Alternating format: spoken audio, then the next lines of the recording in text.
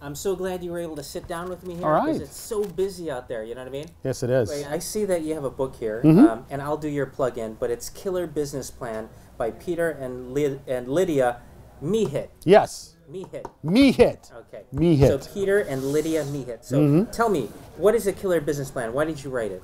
Killer Business Plan is a business plan that communicates in as few words as possible exactly what your business is about and what it is you're going to do. And most importantly, why somebody would invest in you.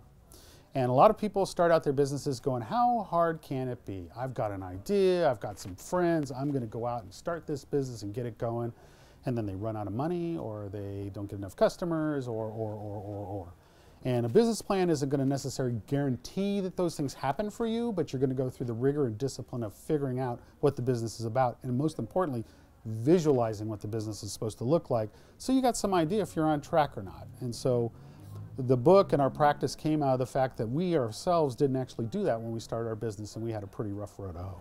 Okay, so that's where the book came out. And do you guys have an app with this book as well? No, we're working on an app right now. Okay. But we have a book, and it's available on Amazon as a Kindle as well. Oh, gotcha, gotcha. And then you are, let's see, your business is CBPS. You're the owner of that. Can you tell me a little bit about that business? Custom Business Planning and Solutions. We've been in business since 2004. We've written over 500 business plans.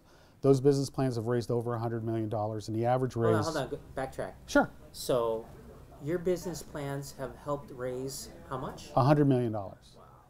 And those raises have been $350,000 around the average raise, been about $350,000. Okay. Mostly SBA loans, but some investors and some private equity and venture. Okay, so do you help your client then, not only with the business plan, but help like submit the SBA? Do you help with putting together the private venture as well? Well, the most important thing we do for the client is we help them understand what they're getting into. Okay. Because starting a business is not for everybody. Right. The journey of the entrepreneur is tough, but it's worth it if it's for you. Right. So the most important thing you've got to figure out is if this is something you really want to do. So we spend a lot of time with the client making sure that they visualize this business clearly. They understand exactly what they're getting into, what it looks like when it's running, and what the goals are at the other side of it. For example, I can't tell you how many people have come into our business and said, my business gross is $1.5 million a year and I'm about to lose my house. Right. Well, now there's no reason that should happen except you planned for it to happen by not planning for what you needed. So that's the first thing. And then the second thing, we write a business plan that far and away I can put you in touch with 20, 30 different bankers, a couple different private equity firms are going to say it's the best business plan they've ever seen. It's got all the right detail, the financials make sense, it justifies itself, it's logical. So they're going to have an instrument that will get them in the door, because a business plan in most funding situations is a calling card. Right. It gets you, it's a door opener. But because you've worked the process with us, you understand the business, you're going to know what to say once that door gets open. And then to answer your original question, yeah, we help them find banks if they need to find a bank. We help them find investors if they're looking for investors. If they're positioning their businesses for sales, we know a lot of private equity firms and houses that can help them sell their businesses. Okay, so like let's say someone is, for instance, pitching at Shark Tank or something like that.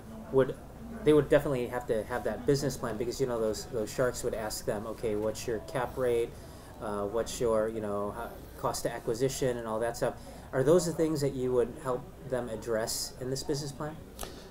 Like, what are some of the things? Shark Tank's an interesting concept because Shark Tank is an entertainment show. Right. And so there's no amount of preparation you can do that's going to be adequate, because they're going to try to make you look bad.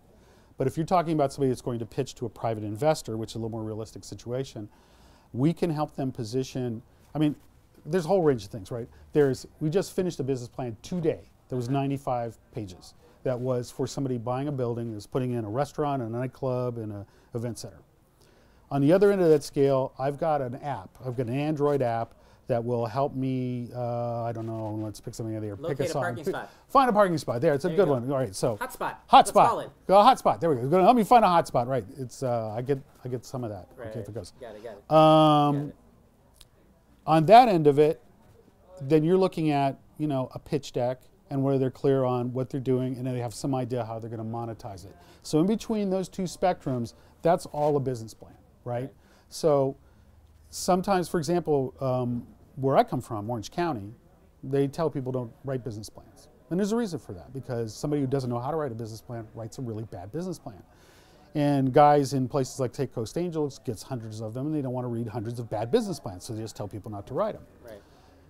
Well, it's kind of foolish, because you kind of want these people to think about what it is they're doing. So I get a lot of people who say, can you write me an executive summary? No, I can't. I got to know what the business is to write a summary about it. Right. And so I think some planning is needed, but I think the amount of planning that you need is really kind of driven by what it is that you're trying to do, if that answered your question. No, it does.